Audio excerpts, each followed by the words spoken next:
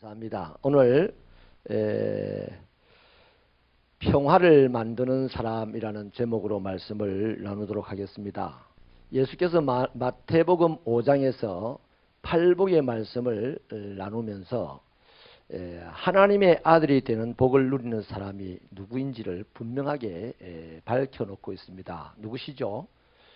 화평케 하는 자죠. 평화를 만드는 사람이 하나님의 아들의 복을 누린다. 이렇게 분명하게 말하고 있습니다. 그러므로 하나님의 아들은 싸운다, 안 싸운다? 하나님의 아들은 안 싸우는 사람이에요. 어디서든지 싸울 일이 있어도 안 싸우는 사람이 하나님의 아들이라고 하겠죠. 그런데요, 하나님의 아들이면서도 불구하고 집에서도 교회에서도 또 인간관계 속에서도 싸움을 잘 합니다. 그러니까 여러분, 그러면 하나님 아버지가 어떨까요? 마음이 슬프고 외롭고 아프겠죠. 내 아들은 안 싸우고 평화를 만드는 사람이 내 아들인데 얘들이 내를 보고 아버지 하면서 아버지 앞에서 막 싸워요. 그러면 그렇다고 아버지가 호적에서 팝니까? 파지는 않아요. 못 파내니까 아프죠. 슬프죠. 외롭죠. 낯뜨거워서 얼굴을 못 들죠. 동네방네 다니기가 좀 그렇죠. 아이고 저 양반 자식들은 맨날 싸우더라야. 이런 소리를 들으면서 다니는 것이 힘들다 이 말이죠. 그런데도 불구하고 이렇게 하나님을 아버지라고 부르면서 싸우기를 잘하는 사람들이 있어요. 볼까? 하나님을 아버지 하면서도 잘 싸워요. 쉽게 싸워요. 싸우는 것이. 그 세상 사람들은요, 이런 사람들을 갖다가요, 아버지를 옆에 두고 막 싸우는 이런 사람을 갖다가 막대 먹었다 해가지고 망난이라고 일컬어요. 원래 망난이는 칼을 가지고 사람 죽이는 그 직업이 망난이거든요. 근데 그것이 이제 요즘은 그런 사람이 없잖아요. 없으니까 막대 먹은 사람을 망난이라고 하는 겁니다. 그런데 아버지 자식들이 계속 동네방네 다니면서 싸우고 옆에 아버지가 싸우지 마라 이런데도 싸우고 이러면요, 이웃 사람들이 자 망나니 자식이야 그런다 말이에요. 그러니까 하나님의 사람들이 계속 잘 싸운다. 이 싸우는 것이 습관화되어 있다. 이러면 그냥 그쯤 보면 됩니다. 하나님의 자식은 맞아요. 하나님의 자식은 맞는데 하나님을 몹시 아프게 하는 자식이라는 것이죠. 인정하시면 아멘. 여러분, 우리 서로 축복 한번 더 하십시다. 하나님을 기쁘시게 하십시다. 아버지를 기쁘시게 합시다. 옆 사람 보고 꼭 손을 지어주면서 한 번 더 합시다. 아니, 그거는 했고, 다시 손을 잡고 옆 사람 보면서 이제 싸우지 맙시다.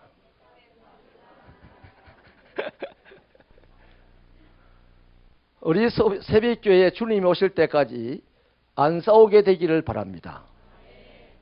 안 싸워야 돼요. 그래야 하나님이 기뻐하는 겁니다. 여러분, 싸울 일이 있어도 안 싸울 때에 그게 평화를 만드는 사람이에요. 그런데 지금 우리나라가 이게 안 돼요. 지금 싸울 일이 없는데도 싸울 일을 만들어가지고 지금 싸운다고 지금 막 난리가 아닙니다. 난리가. 앞으로 나가야 되는데 자꾸만 뒤로 막 미끄러지고 있어요. 다 그런다. 지가 나라를 구한다 그런다. 웃기고 자빠졌어요. 지가 나라를 구해야 되면 저 사람은 나라를 못 구하고 내가 나라를 구해야 때문에 저 사람이 미끄러져야 된다. 그래가지고 미끄러지라고 막 싸우는 거예요. 이 다 사람 사이에 이런 사람들 때문에 그 집구석도 망하고 그 사회도 망하는 거예요. 싸울 일이 있어도 안 싸우면 그 사회는 있던 도둑놈도 사라지고 강도도 사라질 줄로 믿으시면 아멘입니다. 그러면 하나님의 자녀들이, 하나님의 사람들이 어떻게 할 때 평화를 만드는 것인가? 어떻게 할 때 평화가 만들어질까? 이거에 대한 이제 우리 궁금증이 이제 유발되는. 그래, 이 정도만 알면 안 돼요. 그렇지, 하나님의 자녀는 평화를 만드는 사람이다 하고서 아멘 하고 끝났어요. 알고 있는데 평화를 못 만드는 거예요. 평화를 만드는 사람이 하나님의 자녀라는 것까지는 아는데 방법을 몰라요. 방법을. 그래서 오늘 두 가지를 잘 배우시길 바랍니다. 이 다윗을 통해서요. 다윗이 나라를 딱 차지했으면 이제 다윗을 통하여서 그 나라가 아주 평화롭게 될 거 아닙니까? 사실 역사 속에서 가장 번영하고 평화로운 나라였습니다. 다윗이 무엇을 했길래 하나님의 평화를 쏟아부어 줬나? 이걸 보겠는데요. 첫째는요. 하나님의 사람들이 포용할 때에 평화가 만들어집니다. 상대방을 용납할 때에 평화가 만들어집니다. 성민아 너무 좋아. 서울서 잘 내려왔다. 안 갔으면 또 더 좋았을 텐데. 근데 청운의 뜻을 품고 한 번을 갈만해. 잘 내려왔어요. 드럼 소리에 그냥 우리 누구죠? 정문규 지사님 열심히 했잖아요. 그죠? 정문규 지사님이 입을 벌리고 그냥 어려갖고 쳐다보고 있어요. 쟁쟁한 사람이 드럼을 치니까 얼마나 분위기가 상한지. 성민아 떠나지 마라. 하나님이 가라 할 때까지 이 동네 흉년이 들어도 떠나지 마라. 알겠지?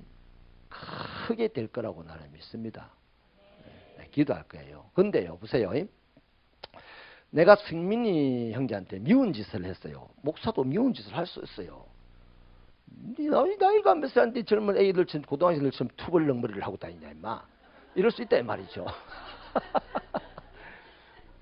얄미운 소리를 딱 해버렸어. 그지? 그럼에도 불구하고 목사님을 성민이가 포용해주면 성민이와 나 사이에는 하나님이 평화를 만들어 주셔.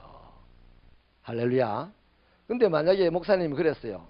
어른이 또 그 말 하니까 기분은 나쁘지만 표현을 안 하고 집에 가가지고 시내 누나 보고 누나 그 교회 댕겨서 되겠나? 목사님이 그러더라. 그러면 목사님과 성민이 형제 사이에는 평화가 벌써 없어요. 하나님이 그 평화를 안 부어주죠. 그럼 이제 신이하고 둘이서 속닥속닥 해가지고 우리 한빛교회로 갈까? 이래 하는 거죠. 그것도 어떤 사람 보고 우리는 앞으로 한빛교회로 가야 되겠다. 왜? 목사님이 내보고 요게 유행인데 투벌로 했다고 한마디 팍 쏘더라야. 이래 되는 겁니다. 성민아 너는 절대 안 그러는데 자세하게 보면 그러는 사람들이 있어요. 교회 안에는 그런 사람들이 있어요. 평화를 싸울 일이 있어도 안 싸우는 게 평화인데 싸울 일이 없는데도 싸울 일을 만드는 사람이 있다니까. 그래 하나님이 아파해요. 하나님이 아파한다고. 이해되십니까? 자 여러분 1절을 한번 읽어볼게요. 1절 시작.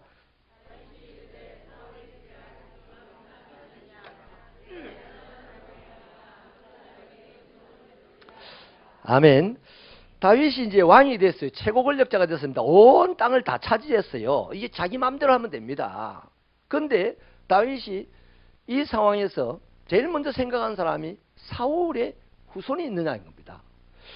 사울의 후손을 찾아가지고 잘해주겠다는 거죠. 여러분 사울이라는 사람이 어떤 사람입니까? 다윗을 죽이기 위해서 3,000명의 특별 군대를 만들어가지고 13년을 다윗을 추격을 했던 왕입니다. 왕. 그러니까 다윗은 13년 동안 매일 낮밤을 죽을까 싶어가지고 오늘 죽나 또 오늘 죽나 맨날 오늘 죽는 거 아닌가 오늘 죽는 거 아닌가 이 생각을 하면서 주야 하면서 13년을 살아온 사람이니 사울이라는 왕이 얼마나 엉성스럽겠어요. 엉성스럽다는 말이 없겠죠. 얼마나 사울이라는 사람이 힘들게 하고 고통스럽게 했겠습니까? 그런데 그 사울 왕이 전쟁터에 나가가지고 죽어버렸어요. 그것도 쪽팔리게 자살을 했어요. 그러니까 사울 왕이 자살을 했다는 것은 다윗의 이미지를 좋게 만드는데 훨씬 더 효과적인 거잖아요. 그러면 사울 왕이 죽어버렸고 이제 이미지도 다윗에게 확 몰려올 판인데 그 힘들게 했던 사울의 후손이 하나라도 있으면 좋겠습니까? 이 차에 찾아내가지고 죽이기는 못하겠고 내가 하나님을 믿는 사람으로서 그냥 모르는 척하고 살면 어디 가서 굶어 죽거나 하겠습니까? 있다 해도 또 없을 가능성도 많고요. 그런데 다윗이 스스로 나서가지고 사울 왕의 후손이 있는지 찾아봐라. 내가 그에게 하나님의 은총을 베풀리라. 뭐의 은총을? 하나님의 은총을. 그러니까 지금 내가 어떠한 고통을 사울을 통해서 받았다 할지라도 하나님의 은혜로 오늘 살게 되었고 왕이 되었으니 그 하나님의 은혜를 베풀 것이다. 그러니까 나를 제일 힘들게 했던 사울 왕, 나의 왕 사울, 하나님이 세운 왕 사울의 후손이 있는지 살펴봐라 그랬다면 그 사울 왕을 포용했다는 겁니다. 사울을 용납했다는 겁니다. 여러분, 이것이 그리스도인의 정신이 되어야 되는 거예요. 나와 안 맞는 사람, 또 심지어는 나를 미워하는 사람까지도 그리스도인은 품을 줄 알아야 돼요. 근데 그걸 못 품으면 니 내 미워했지, 가! 니 내하고 생각이 다르지, 가! 니가 안 가면 내가 갈 거야. 지금 오늘 우리 한국 교회 안에 어려움이 닥쳐오고 한국 교회가 이 나라의 구심점이 되지 못하는 이유 바로 이겁니다. 서로를 용납하지 못해서 그래요. 여러분, 물론 한때 요나단이요 자신을 사랑하여서 지켜준 은혜를 갚겠다는 생각을 가지고 있었죠. 하지만 그것보다도 자기를 원수로 여기고 생명을 해하려고 했던 지난 세월을 돌아보면 이 사울 집안 돌아본다는 것, 사울 집안을 찾아내가지고 자기가 품고 산다는 것, 자기 백성으로 여기고 산다는 것 쉽지 않은 일이거든요. 그런데 두 다리를 잃어버린, 두 다리를 못 쓰게 된 이 장애인 하나가, 요나단의 아들 하나가 살아있다는 소식을 듣자 5절에 보니까 그를 데려왔다 그래요. 자, 원수로 취급하고 자기를 13년 동안 죽이려고 했던 사울의 후손이라는 이 점, 그 다음에 왕의 앞에 다리 드는 자 못 들어와요. 그 당시에는 장애인들은 하나님의 전에 못 서요. 그런데 이 하나님의 전과 거의 버금가는 위치에 있는 이 다윗 왕 앞에 저는 자를 데려온다는 것은 있을 수 없어요. 그런데 다윗은 그를 용납을 했다는 겁니다. 포용을 했다는 거예요. 다리를 절어도요. 자, 이렇게 다윗의 원수의 후손이요 심각한 장애이라는 이 두 가지가 치명적인 흠이잖아요. 그런데 다윗은 그 흠을 덮어주고 용납을 했다는 겁니다. 누가 내보고 욕을 하는 건요 별로 흠도 아니야. 그럴 수도 있잖아요. 나도 욕을 하는데 안 그렇습니까? 내만 또 사람을 보고 비난하는가 보네. 여러분들 하나도 한 번도 안 그러는가 봐.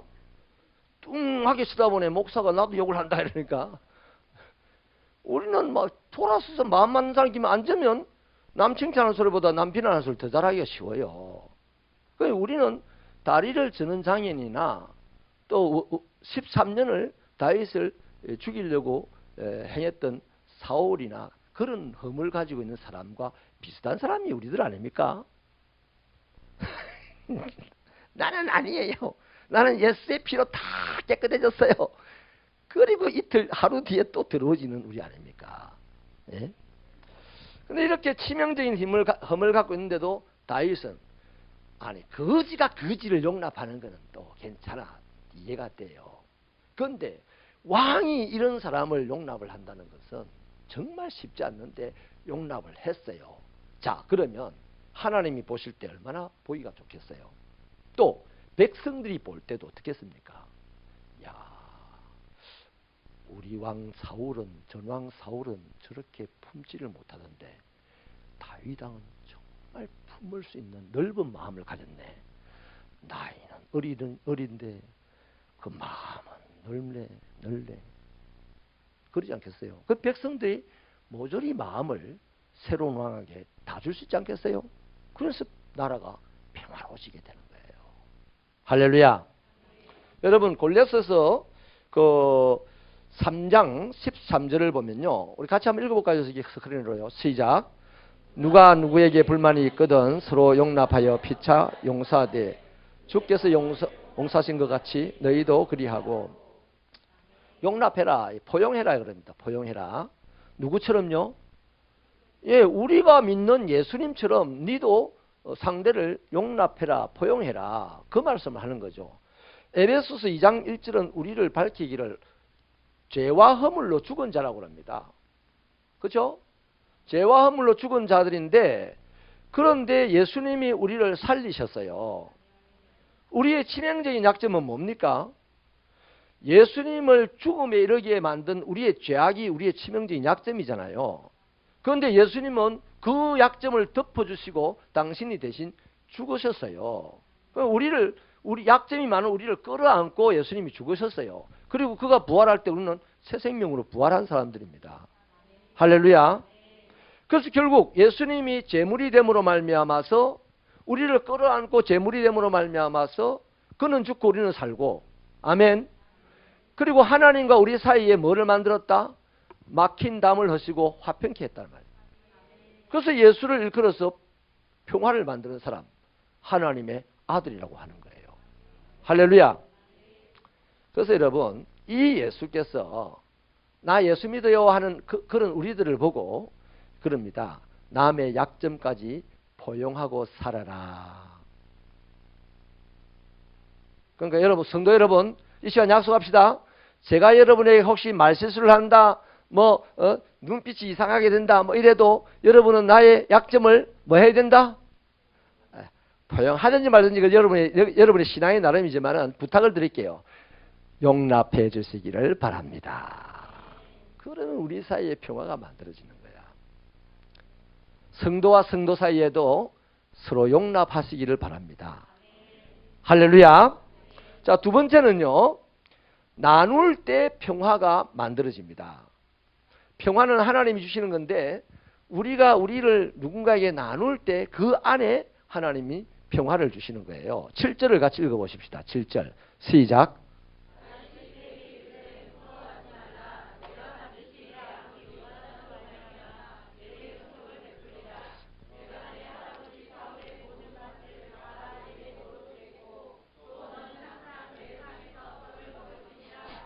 아멘. 여기 보니까 머비보셋은 그래요. 개 같은 나라 그러면 개 같은 나. 나에게 이런 은혜를 베푸십니까? 그랬는데, 이 다윗은 이 머비보셋에게요, 머비보셋을 용납하고 그냥 내 앞에서 살아라 이러면 얼마나 눈치가 보이겠어요. 매일같이 눈만 뜨면 눈치가 보여가지고 눈이 없어질 거라. 그런데 이 다윗이 머비보셋에게 두 가지를 줍니다. 두 가지. 할아버지가 갖고 있고 또 왕의 재산을 다 준대요. 그 밭을 준다는 게 왕의 재산을, 너그 할아버지 재산을 다 네게 준다 이 말이고, 그리고 매일같이 내 밥상 앞에서 내와 함께 밥을 먹으라 이 말이에요. 그 말은 뭡니까? 네 내 아들이다 이 말입니다. 그러니까 밥을 먹을 것을 나눠주고 재산을 나눠줬어요. 자, 이럴 때 머비보셋이 마음이 어떻겠습니까? 자기는 죽었으면 좋겠다, 나의 인생이 죽었으면 좋겠다 하면서 죽을 때까지 숨어 살아야 될 인생인데, 아니 다윗 왕 앞에 끌려오니까 또 이제 진짜 죽었구나 하고 끌려왔는데, 다윗 왕이 아니 내가 너희 할아버지 밭과 밭을 줄 것이고 너는 내 앞에서 매일같이 내하고 함께 밥을 먹어라 이랬어요. 그 기분이 어떨까요? 이거는 영원히 살고 싶은 생각이 안 들겠습니까? 이 정도의 횡재라면 나 영원히 살고 싶다 이 말이에요. 여러분, 우리는 그렇게 횡재를 받은 사람입니다. 하나님의 음식을 우리가 먹는 사람들이에요. 매일 먹는 사람들이에요. 하나님이 아브라함의 기업을 우리에게 주셨어요. 할렐루야. 하나님이 그렇게 나눠주셨어요. 그 모든 것을 딱 줄이면 뭐가 나옵니까? 예수 그리스도가 우리에게 시간도 주셨어. 그죠? 시간을 나눠주셔서 우리 가운데 오셔서 함께 사셨잖아요. 그 바쁘신 분이, 신이. 그리고 그분이 우리에게 몸을 나눠주셨어요. 그리고 목숨도 나눠주셨어요. 그래서 하나님과 우리 사이에 평화가 만들어지고, 예수님 앞에서 제자들이 종종 싸우죠. 그죠? 예수님 건심시켰는데, 아니 성령을 받고 난 다음에 제자들이 싸우는 거 봤어요? 안 싸워요. 그렇게 피차스로 씨와 찬미로 화답하고 떡을 떼며 얼마나 기분 좋게 살아가는지 몰라요. 우리 새벽교회가 그렇게 되기를 바랍니다. 세상이 어려운데 무슨 떡을 뗄 수가 있습니까? 바빠 죽겠는데 무슨 시간을 나눌 수 있겠습니까? 이거는요, 하나님 아버지를 힘들게 하는 하나님의 자녀들이에요. 바빠도 어려워도 모자라면 모자란 대로 함께 나눠 먹고 이렇게 살아갈 때 우리는 그 나눔이라는 것을 통하여서 하나님이 평화를 부어 넣어주시고, 평화를 불어 넣어주시면 그것이 우리의 담대함이 되어서 어지러운 이 세상 가운데서 승리하는 사람이 되는 거예요. 할렐루야. 이런 축복이 있기를 축원합니다. 여러분, 관심이나 사랑이나 물질이나 이 모든 것들을요, 나눌 때 평화가 생깁니다.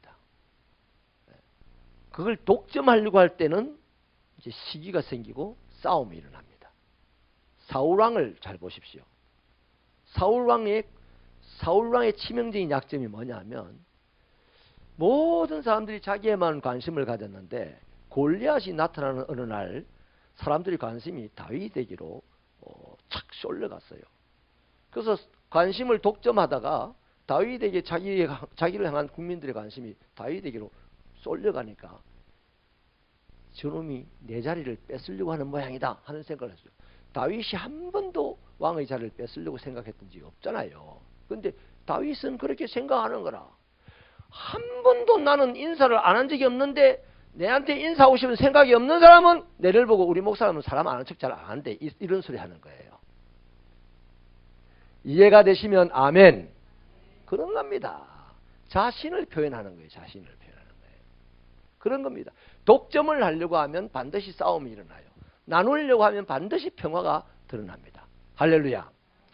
시글락이라는 곳에 다윗이 망명을 갔어요. 블레셋 땅으로 망명을 갔는데 블레셋의 하기스 왕이 다윗을 좋아해가지고 함께 살다가 이제 마음먹고 사울 왕을 치러 전쟁을 하러 나가는데 다윗아 너도 같이 가자 그래요.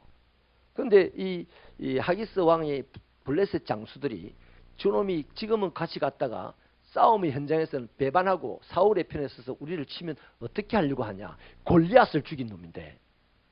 이러는 거예요. 그래서 이 하기스 왕이 그 말에 더 이상 어떻게 못하고 안 되겠다 다윗 그냥 네 살던 곳에 가 있으라 우리 싸우고 올게. 그래서 시글락에 다시 돌아오니까 아말렉 사람들이 시글락에 있는 자기 가족들을 600명의 가족들을 모조리 다 잡아가 버렸어요. 아주 불태워버리고 난리도 아닙니다. 그래서 이 다윗과 그 600명의 군사들이 대성통곡을 하고 울었어요. 정신없이 울었습니다. 한참 울다가 정신을 차렸어요. 그리고는 이 600명의 군사들이 돌멩이를 들고 다윗을 죽이려고 덤비듭니다. 자식들을 잃어버린 것이 슬퍼가지고 정신 차리고 그랬어요. 우리는 정신을 안 차리고 예수 믿어야 돼요. 사람이 정신을 차리면 자꾸만 사람이 된다니까. 우리는 성령에 취하여서 그냥 성령의 이끌림을 받고 신앙생활을 해야 되는 거예요. 지금 이 시대에 정신 차리면요, 아이고 이런 힘든 시대에 교회가 많아 이래 되는 거예요. 이런 시대에 성령이 팍 붙잡히면요, 이런 어려운 시대일수록 하나님의 집에 모여서 더 하나님을 잘 섬기는 거죠. 할렐루야. 자, 그래서 다윗이 그때 얼마나 급했든지 급박했다 그랬어요. 그런데요, 다윗이 이제 하나님의 기도해서 하나님이 전쟁 아말렉을 추격해 가지고 추격을 하러 가는데 200명이 다리에 힘이 풀려가지고 피곤해서 못 가겠다 그러는 거예요. 그래서 200명은 야 너희들 그냥 시글락에 돌아가서 기다려라. 우리가 갔다 올게 이라고 가서 다 이기고 찾아옵니다. 찾아올 때 성경이 불량배들이 말했다 이렇게 얘기해요. 그 다윗과 함께 갔던 400명들이 다 불량배라 그럽니다. 왜 불량배라고 하는지 알아요? 나누지를 않으려고 하니까 불량배라 했던 거예요. 그 대단한 용사들인데도 지금까지 다윗과 함께 생명 걸고 살았던 사람들인데도 그거 하나 때문에 불량배라고 표현하는 거예요. 불량배가 되지 마시기를 축원합니다. 불량배가 되지 마시기를 축원합니다. 이래서요. 우리가 목숨 걸고 이거 싸워서 찾아오는 빼앗아오는 전리품인데 저 200명들 손도 하나 까딱 안 하는 인간들한테 나눠주지 말고 우리끼리 나누자 이랬어요. 그 말을 했다고 불량배라 그랬어요. 그래서 다윗이 그 불량배들을 또 세 사람 만들어줬죠. 안 된다. 다 600명이 동일하게 나눌 것이다. 앞으로 이것은 이스라엘의 규례가 될 것이다. 그래가지고 그걸 이제 나눴어요. 규례로 만들었어요. 200명의 마음이 어떻겠습니까? 밑도 끝도 아무것도 모르고 다윗이 그랬는지도 몰랐겠죠. 아무튼 자기들한테도 동일한 양만큼의 전리품을 나눠주니까 기분이 좋았겠어요? 안 좋았겠어요? 좋았죠. 그래서 600명은 평화롭게 다윗의 아래에서 나라를 세워갔더라. 할렐루야. 그런 나눔이 그렇다는 겁니다. 사랑하는 여러분, 우리가 좀 전에 봤던 대로 사울의 그 아쉬움이 바로 그겁니다. 자기 인기를 나누고 싶지 않는 거예요. 만약에 다윗이 그렇게 용감하고 하나님의 능력으로 무장된 어린 용사였다는 것을 알았잖아요. 다윗의 강점이 그거예요. 겁 없이 적군을 주의 이름으로 이기는 것이 다윗의 강점이라면 자기 권력을 조금만 나눠주면 얼마나 크게 사용했겠습니까? 그런데 자기 권력, 자기 인기를 나누는 것이 싫어가지고 그 다윗이 죄 없는 다윗을 죽이려고 덤벼들었으니 얼마나 아쉽냐 이거예요. 사울을 닮지 마시고 나누는 것이 넉넉하기를 바랍니다. 어렵고 힘들고 괴로워도요. 시간이든 몸이든 노력이든 정성이든 물질이든 나누는 것에 인색하지 않게 되기를 바랍니다.